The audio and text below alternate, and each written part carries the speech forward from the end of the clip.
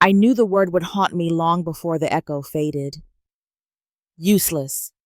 It came from the one person I never expected to hear it from, and it split my world wide open. In that moment, something inside me cracked, not loudly, but deeply, like a fault line preparing to reshape the earth above it. I did not shout. I did not plead. I simply stood there, feeling a lifetime of sacrifice turned into a single insult. And then I walked away. 3,000 miles. A new life. A new version of myself rising from the wreckage he created. Before we dive into today's story, take a moment to share where you're tuning in from. We love seeing how our stories connect people from all around the world. Your comments and thoughts bring this community to life, and we're so grateful to have you on this journey with us. If you haven't already, do not forget to subscribe and turn on notifications so you never miss a new story. Now, grab a cozy seat, maybe a cup of coffee or tea, and prepare yourself for a tale that will captivate your heart from beginning to end. Let's begin. I am Eleanor Hayes, and at 58, I have lived long enough to know that silence can wound more deeply than words. Yet nothing prepared me for the quiet that settled into my life after my husband, Robert, passed away. Boston had always felt like home, but in the months following his death, the city seemed colder, its narrow streets lined with the memories I was not ready to touch. Each morning I walked into Hayes Innovations, the company Robert and I built from a single rented room 25 years earlier, and I felt the weight of absence everywhere. The front lobby still displayed framed milestones from our early days, many of them featuring me smiling beside clients whose trust I had spent years earning. Now those photographs felt like relics of someone I used to be. My office sat on the 12th floor, overlooking the harbor. I tried to maintain my old routines, hoping that familiarity would anchor me. I brewed a cup of English tea, arranged documents into tidy stacks, and opened emails with the same diligence that had carried me through decades of steady leadership. On the corner of my desk rested a picture of Robert leaning against our first company banner. I often paused to meet his gentle gaze, as if he could still steady my breath. The ritual brought comfort, but also a quiet ache that never fully eased. Michael, my 34-year-old son, had taken over as acting chief executive officer, and his presence filled the building in an entirely different way. He had been ambitious since childhood, always leaning forward, always reaching for the next rung. After business school in California, he returned with bold ideas and the kind of confidence that could charm investors. In the weeks after Robert's passing, I believed Michael simply needed space to step into his new role. I expected him to ask for my guidance, or at least welcome my support. Instead, he began meeting privately with the board, finalizing decisions I had no knowledge of. I would learn about major changes through secondhand whispers or last-minute calendar updates. Slowly, my name stopped appearing on strategic emails, and my suggestions during discussions were met with polite nods that held no weight. Janet Lee, my loyal assistant of 18 years, noticed the shift long before I admitted it to myself. She tried to include me in conversations, but the atmosphere on the executive floor had changed. I would walk past the conference room and see the door quietly closing as I approached. Younger employees glanced at me with sympathy, the way people look at someone who has lost something they cannot replace. Even Marcus Webb, our legal advisor, who used to greet me with easy professionalism, now offered restrained smiles and unreadable eyes. Boston's early autumn matched my mood. Mornings carried a chill sharp enough to settle in my bones, and the horizon beyond the harbor looked muted, as if the world were holding its breath. I reminded myself that grief made everything appear more dramatic, but the tension in the office could not be explained away.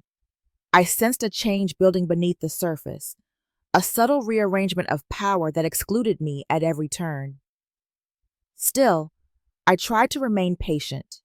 I convinced myself that Michael was overwhelmed, that he needed time, that he would eventually rediscover the value of the partnership his father and I had nurtured for decades.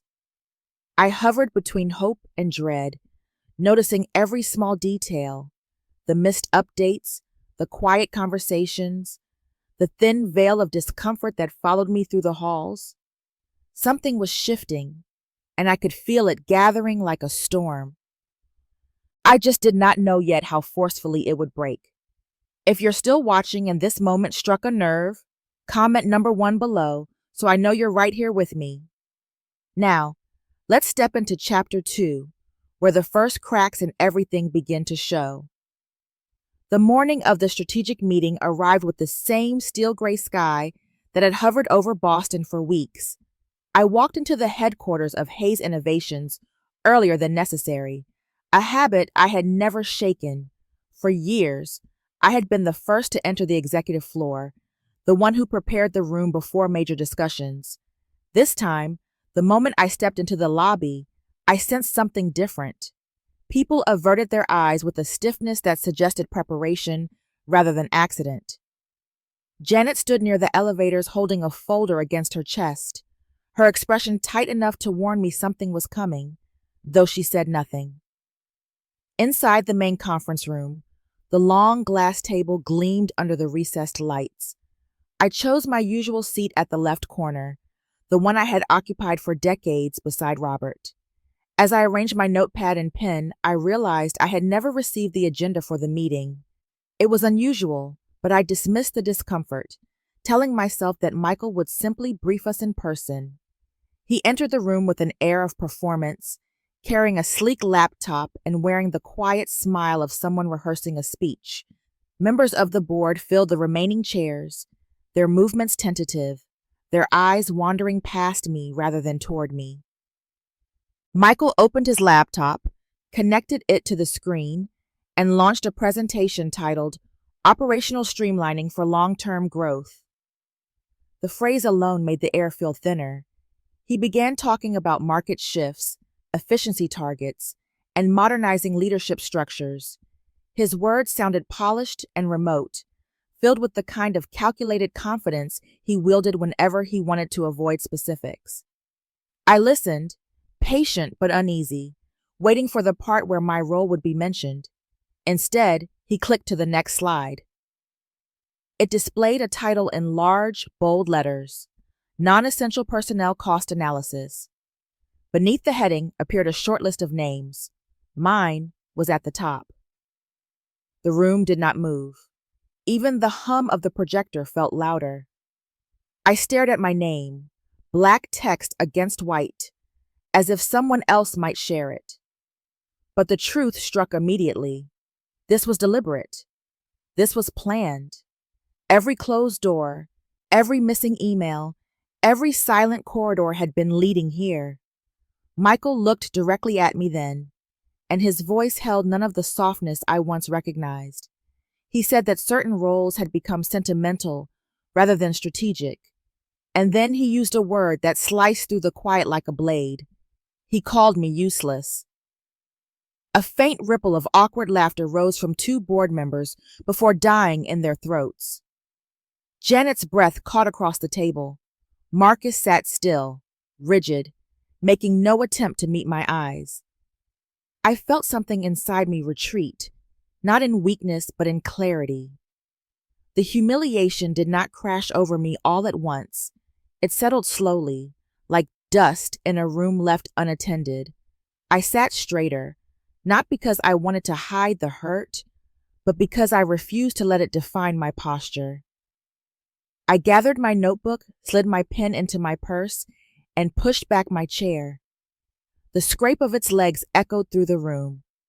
Before reaching the door, I turned just enough to look at my son. I spoke a single sentence, steady and measured, a sentence I knew would live in his memory longer than any rebuke ever could. Then I left the room. Walking through the corridor felt like crossing into another lifetime. Employees glanced up, startled, as if witnessing something they could not name. The elevator doors closed behind me with a soft thud, and the descent felt both heavy and liberating. Outside, Boston's sharp autumn wind hit my face, grounding me in a strange calm. By the time I reached the sidewalk, I understood that my life had split into two paths. One kept me tethered to a place that no longer saw me. The other urged me to step into an unfamiliar future. I knew which one I would choose.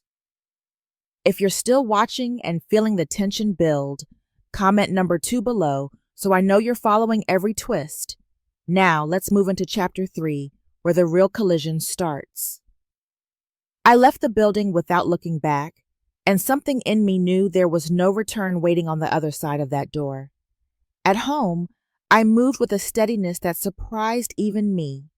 I pulled out a suitcase, folded only the clothes I truly needed, and selected a few objects that felt like anchors in a dissolving life. The photograph from our 20th anniversary, the worn leather notebook where I had sketched every major idea for Hayes Innovations, and the pearl earrings Robert once told me made me look unstoppable. Within an hour, I was locking my front door behind me. The taxi ride to the airport felt unreal, as if the city itself had gone silent in respect for what I had just lost. At the ticket counter, I did not hesitate. A one-way flight to San Diego seemed like the farthest point in the country I could reach without leaving everything familiar behind. When the plane finally lifted off the runway, I watched Boston shrink beneath a veil of gray clouds. The weight that had pressed against my chest for months loosened slightly. I was not angry anymore. What I felt was closer to relief, the kind that follows when a person finally admits a truth they have avoided. I no longer belonged there. I spent the flight staring past my reflection in the window. The shift from the cold Northeast to the warm Southern California coast felt symbolic, like stepping toward a version of myself I had forgotten. I promised quietly that if I was going to rebuild my life, it would be on my own terms, without apologizing for my worth or my experience. The promise settled into me with a quiet steadiness. San Diego greeted me with sun-washed sidewalks, the scent of salt water, and a kind of lightness that felt almost foreign. I rented a small apartment near the shoreline, with plain walls and wide windows that opened to warm wind. It was nothing like the home I had left, and perhaps that was its greatest gift. I bought a modest coffee maker, a new laptop, and a simple desk for the corner of the living room. For the first time in years, I felt the stirrings of possibility rather than obligation. Janet's message arrived the second night I was there. She had sent the client directory, marked only with a short warning to use this carefully. Seeing the names felt like reacquainting myself with a part of my identity I had allowed others to claim. Most of Hayes Innovation's strongest clients had grown because of the systems I built, the relationships I tended, the midnight calls I answered. With each file I opened, I remembered every problem I had solved and every crisis I had stabilized. It became clear that my knowledge was not a thing that could be stripped away in a boardroom. I rented a workspace at a lively co-working office a few miles inland. People there moved fast, talked fast, dreamed fast. It energized me. When Murphy Medical reached out asking for help restructuring their operations, I recognized the symptoms immediately: chaotic spending, scattered communication, and an overworked team losing money by the hour. My analysis impressed them enough to sign a 6-week contract. The first victory felt like oxygen. Word spread quickly. A founder mentioned me to another, and suddenly I had a calendar filling with exploratory meetings. For the first time in months, I woke each morning with purpose instead of dread. Then the email arrived. It came from no identifiable address, no name, no signature. It contained only 6 words. Someone in Boston knows what you took. I stared at the screen, feeling a prickle of unease crawl up my spine. I knew the file Janet sent was risky, but I had not expected anyone beyond her to know. The message offered no accusation, only warning. I closed the laptop and took a long breath. Fear flickered, but it did not linger. I had already walked away from everything once. I could face whatever came next. I was not turning back. If you're still watching and sensing something bigger brewing, drop number 3 in the comments so I know you're with me. Now, let's continue into chapter 4, where the struggle becomes impossible to ignore. In those first weeks in San Diego, my days began to form a rhythm that felt equal parts unfamiliar and intoxicating. The single consulting contract that had pulled me out of Boston became the first domino in a chain I never expected. After Murphy Medical began implementing the initial phase of my operational redesign, 2 other startups reached out, both through word of mouth. I had forgotten how quickly good work travels when people feel genuinely supported. For the first time in years, my calendar was filling not with obligations, but with opportunities I had earned on my own merit. Each meeting reminded me that the industry I had helped shape for decades still had room for my voice. With that momentum humming beneath my feet, I decided it was time to plant something solid. I bought a website domain under my own name and built a simple, clean homepage that stated exactly who I was without apology. Creating the banner felt strangely symbolic. I had spent so many years letting Michael define which titles belonged to me. Now, Eleanor Hayes Consulting glowed across my screen like a quiet declaration of independence. I designed a logo with soft lines and a calm, rising shape that suggested a second beginning. It was nothing flashy, but it felt honest. As the work expanded, I realized I could not manage the growing volume alone. That was when Priya entered the picture. She was 26, recently cut from a failing startup, and radiated a hunger to prove herself. She sat across from me during her interview with a notebook already open, posture straight, and eyes clear. Something about her steadiness reminded me of the younger version of myself. I hired her before she finished answering her final question. Within days, she demonstrated an instinct for structure that freed me to focus on client analysis. She organized my inbox, arranged calls, built scheduling systems, and brought an energy into the office that made each morning feel purposeful. With help finally in place, I turned to the work that had been living in my mind for years. I began shaping the Hayes framework, a method I developed gradually through decades of trial, error, and reinvention. I mapped each component with meticulous care, a costing evaluation model, a workflow optimization ladder, internal communication protocols, and a data-driven performance loop. It felt like writing a language only I had spoken until now. I drafted plans to file intellectual property protection, something I had never been allowed to prioritize in Boston. Even that simple act made me feel grounded in a way I had not expected. Outside of client meetings, I attended small networking gatherings around San Diego, most held in casual co-working lofts that looked nothing like the polished, guarded business circles back east. Here, entrepreneurs told their stories openly, admitting fears, risks, and failures with a sincerity I admired. Every time I shared my experience, people leaned in rather than looked past me. Their curiosity fueled my confidence, reminding me that I was not starting from zero. I was building from wisdom. 2 more companies signed contracts. An environmental technology developer with brilliant scientists but chaotic operations, and a small medical device firm struggling to scale. Their trust in me lit something steady in my chest. Priya and I set up a small studio office with neutral walls and simple furniture, nothing extravagant, just a space where ideas had room to breathe. Yet beneath that upward motion, a faint unease lingered. The anonymous email from Boston hung in the back of my mind like a trailing shadow. I refused to let it disrupt my progress, but I could not fully ignore it either. Still, each morning I woke with the awareness that my new life was taking shape piece by piece. My daily notes, filled with reflections and goals, reminded me that leaving had not simply been an escape. it had been a beginning. By the end of the month, my efforts were no longer tentative. They were forming the foundation of something bigger than I had dared imagine. As I turned off the lights in the office one evening, I felt the certainty that I was not rebuilding my old life. I was constructing a new one. If you're still watching and the story is pulling you in deeper, comment number 4 below. Now get ready for chapter 5, where everything erupts into chaos.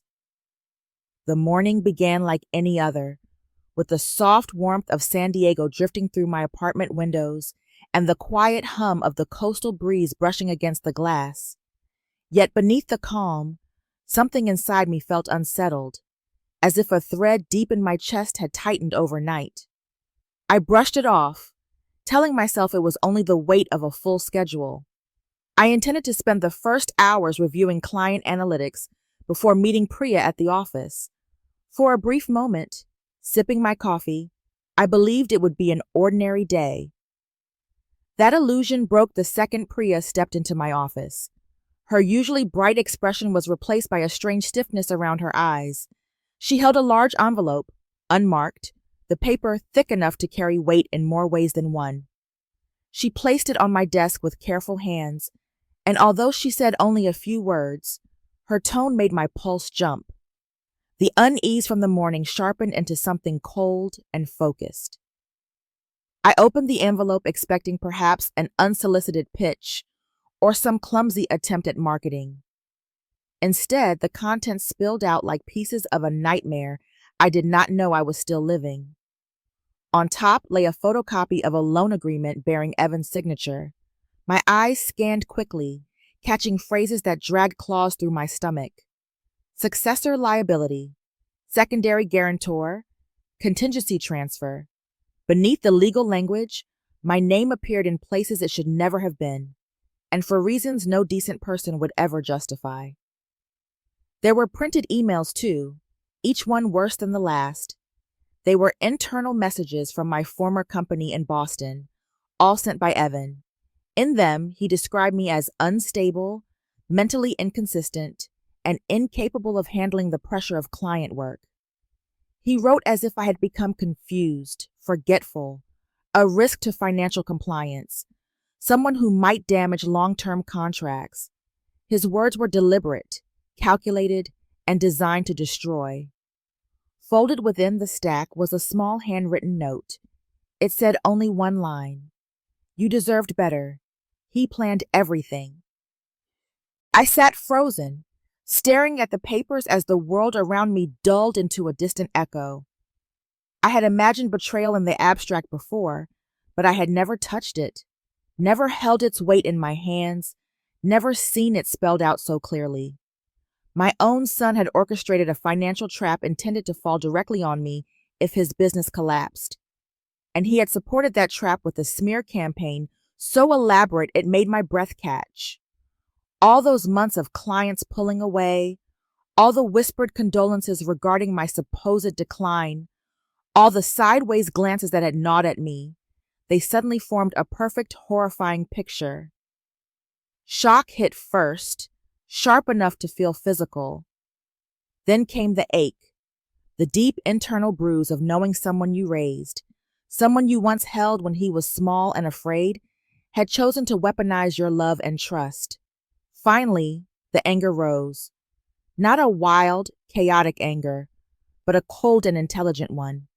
The kind that knows how to survive, how to fight. Priya's voice wavered softly beside me as she asked if I was all right. I forced steadiness into myself, into my breath, into the slight nod I gave her.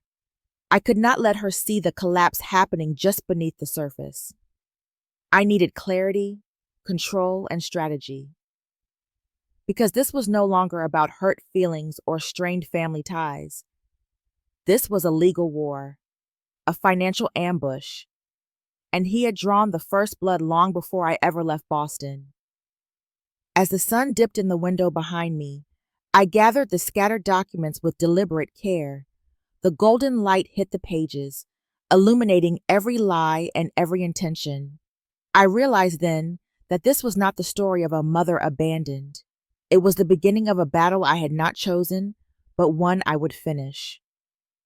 When I returned to my apartment that evening, the sky over San Diego carried the soft gold of a fading sunset, but it did nothing to quiet the storm that had taken root inside me. I held the envelope tightly in my hand, the same envelope that had turned my world inside out only hours earlier. Each step through my living room felt heavier than the last. It was astonishing how a place that had once felt like refuge could suddenly feel too small, too quiet, too honest.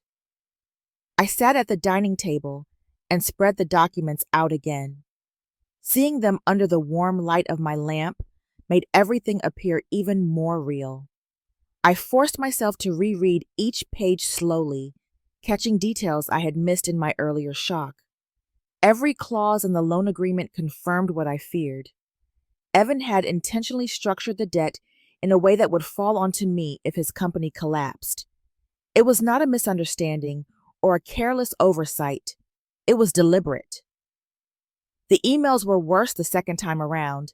Reading my own son describe me as mentally inconsistent and emotionally unstable felt like reopening a wound each time my eyes passed over the words.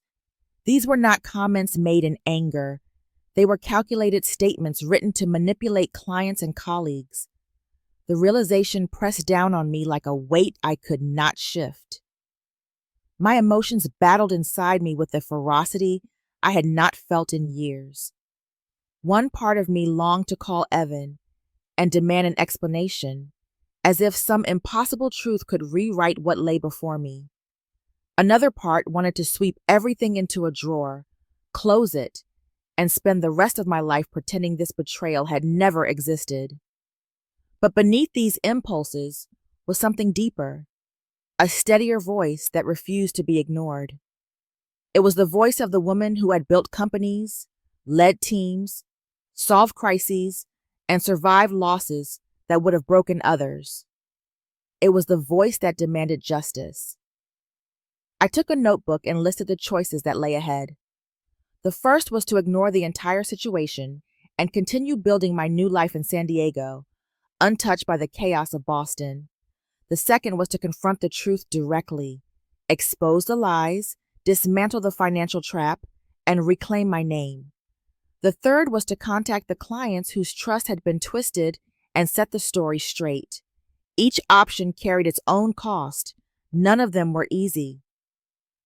The decision came when I called my attorney, Patricia, and told her I needed an urgent meeting. I kept my words minimal, knowing the details would speak for themselves. After sending her digital copies of the evidence, her response was immediate and grim. The situation, she confirmed, was severe enough to constitute defamation and fraud. Hearing it aloud did not make the betrayal sharper, but it did make it clearer. Later that night, I opened my journal and attempted to untangle my thoughts. Grief surfaced unexpectedly as I wrote, especially when I imagined what my late husband would have felt seeing Evan choose this path. I also felt a fear I had not admitted earlier, the fear of being dragged backward into the same toxic landscape I had fought so hard to escape. As I closed the journal, a new email appeared. The sender was unfamiliar. The message held one sentence. He plans to dissolve the company soon. You must act fast. No name, no context, only urgency. It tightened everything inside me. I rose and stood before the mirror. The reflection staring back seemed stronger than the woman who had left Boston months earlier. I realized then that I no longer lived in retreat. I would confront what had been set in motion. Tomorrow, I would stop being the woman who ran. I would become the woman who returned. If you're still watching and felt the weight of that turning point, comment number 6 to let me know you're still on this journey. Now let's move to chapter 7, where the fallout hits hard. The morning after my decision arrived with the same soft light that usually comforted me, but it carried none of its usual warmth. I woke before the alarm, staring at the ceiling as if something heavy had settled on my chest overnight. The air felt still, as though San Diego itself was holding its breath. I moved through my routine mechanically, aware that the day would mark the true beginning of a battle I could no longer avoid. The envelope from the night before sat on my kitchen counter like a silent witness, and just looking at it made my stomach tighten. At Patricia's office, the atmosphere was even heavier. She reviewed the documents with a sharp focus that left no room for false hope. She confirmed what I already sensed. The loan agreement Evan had signed was a direct threat to my financial stability, constructed in a way that could easily shift his burden onto me if he dissolved the company. The emails, Patricia said, were not just unprofessional. They were grounds for a defamation suit. When she addressed the anonymous warning about a possible dissolution of the company, her concern became more pronounced. If Evan moved quickly, he could trigger the liability before I had the chance to protect myself. She insisted we gather as much evidence as possible and prepare for immediate action.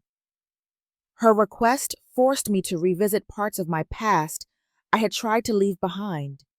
She needed client histories, project summaries, presentations, and performance evaluations. Each document I pulled reopened memories I had tried to bury.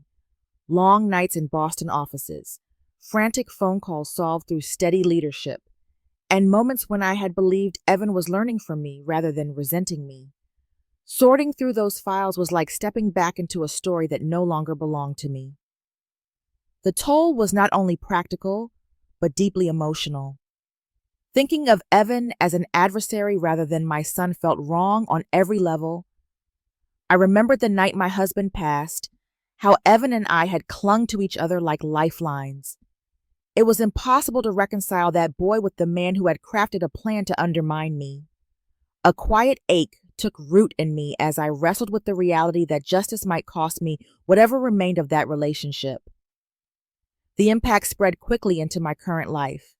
I began rescheduling meetings to make room for legal consultations. Priya noticed the shift immediately, though she handled everything with smooth, protective efficiency. Soon, 2 of my clients asked cautious questions, hinting that they had heard unsettling rumors from Boston. Gossip travels carelessly, and I could almost feel my reputation being tugged by unseen hands. By late afternoon, the second twist struck. A large former client from Boston sent an official notice stating they had been informed of my supposed cognitive decline and were therefore terminating all ties moving forward. I knew instantly that Evan was still spreading the same narrative he had used to justify removing me from the company. This time, however, the fallout landed directly in my lap. It was a deliberate blow, and it landed exactly where he wanted it to. Priya stepped in quietly, offering to help gather every document necessary to defend my record. Her steadiness anchored me more than she realized. For a moment, I felt the urge to retreat, to let the weight of everything pull me under. But something stronger pushed back. I had worked too hard, survived too much, and rebuilt myself from the ground up. I was not about to let lies swallow the life I was creating. That evening, I stood at the office window, watching the ocean darken under the fading light. The consequences had come swiftly and brutally, but I was still standing. How quad abat do, I whispered to myself, and I will not let them consume me. The morning arrived with a clarity I had not felt in days. The weight from the previous night had not disappeared, but it had settled into something more manageable, something I could carry without breaking.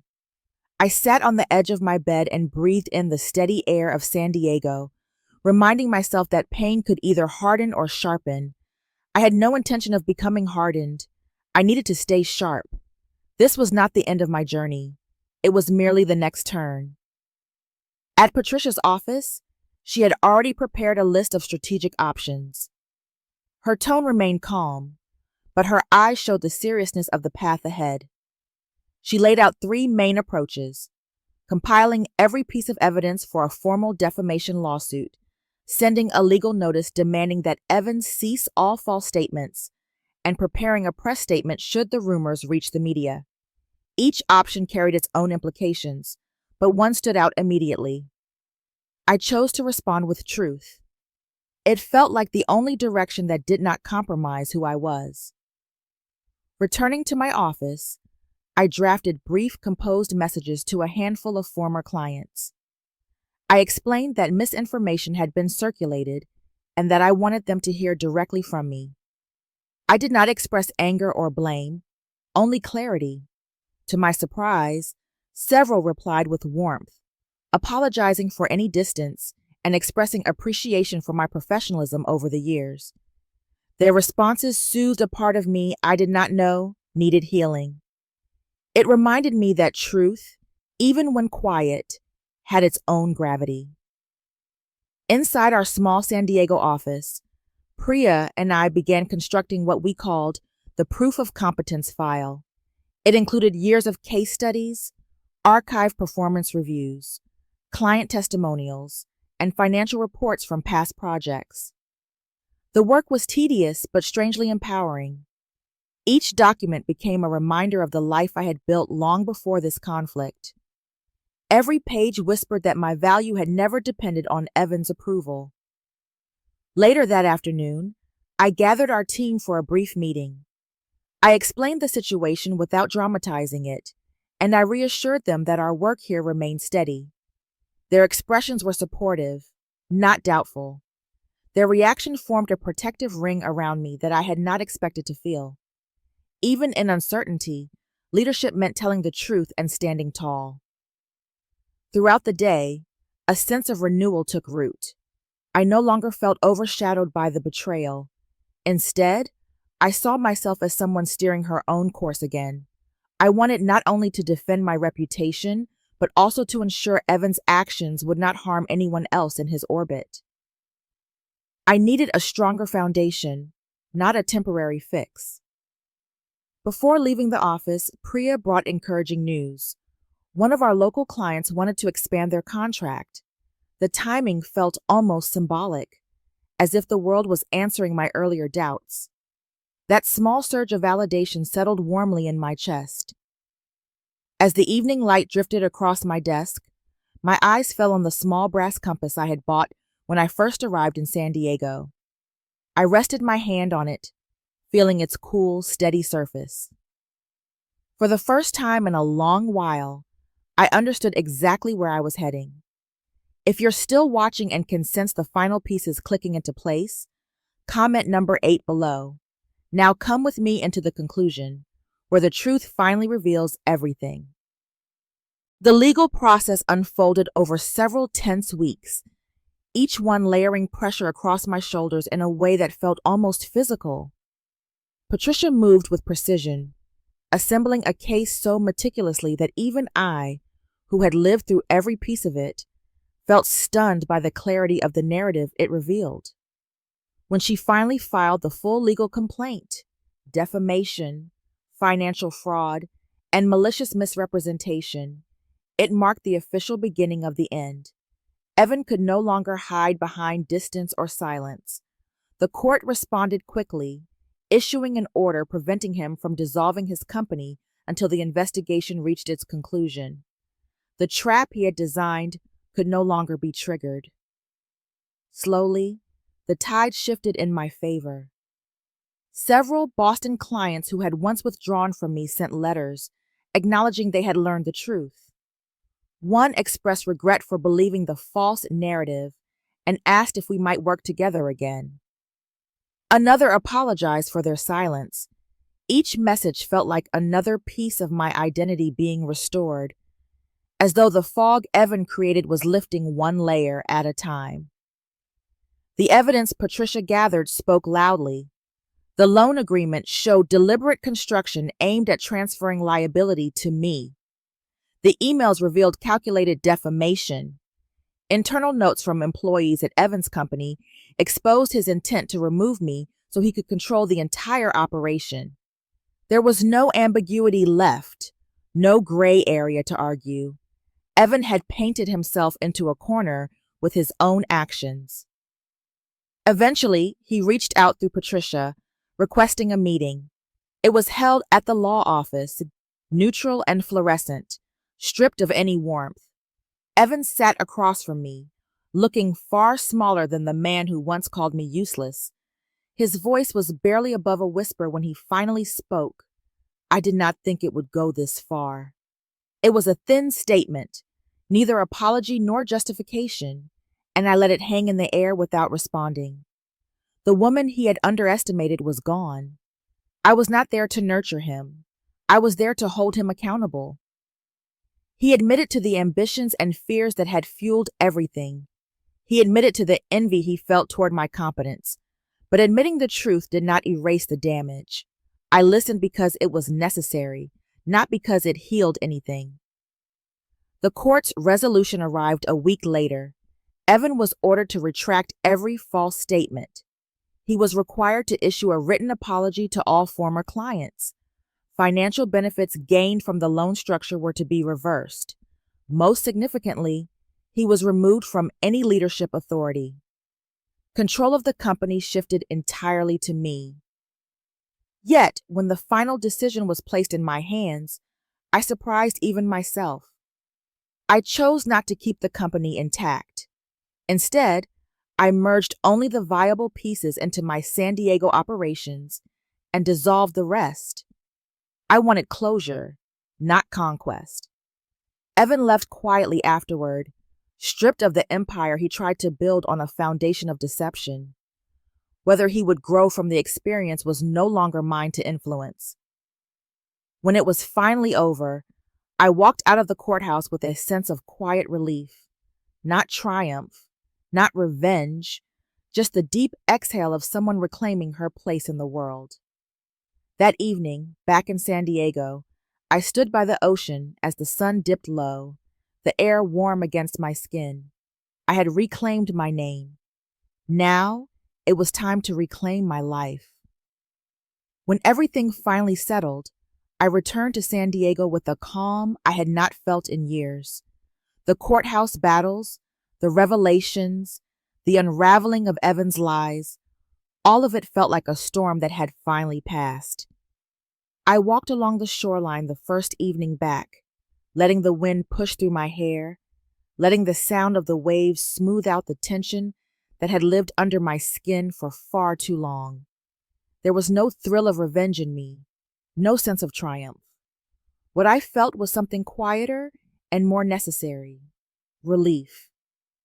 A deep, settled relief that came from knowing I had reclaimed my life piece by piece.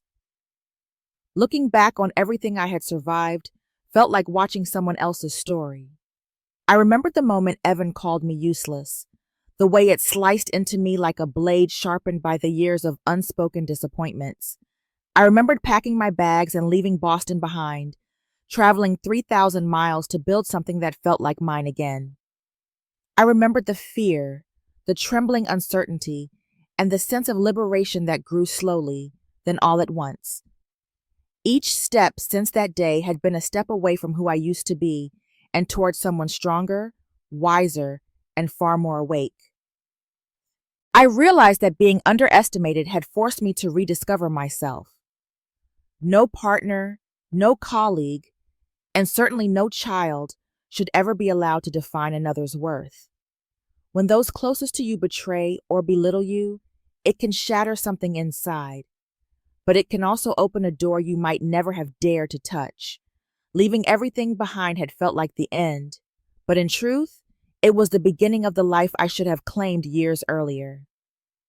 Standing on that beach, I understood that my value had never depended on Evan's approval.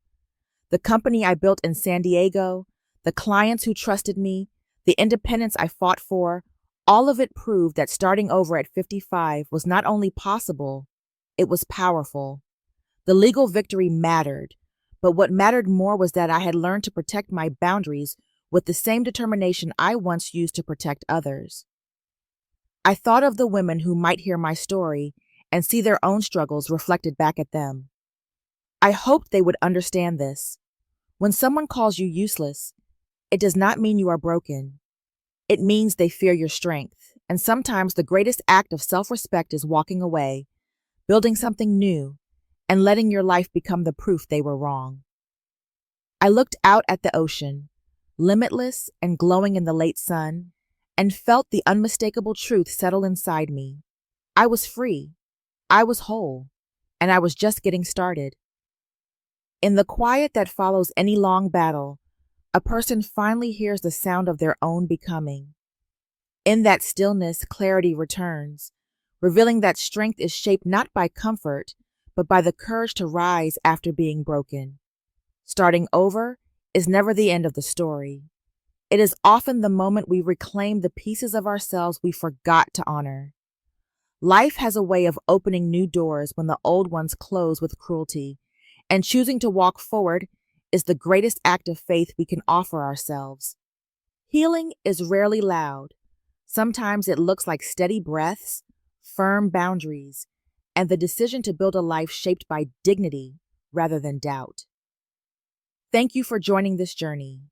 If these reflections touched you, I would love to hear your thoughts in the comments.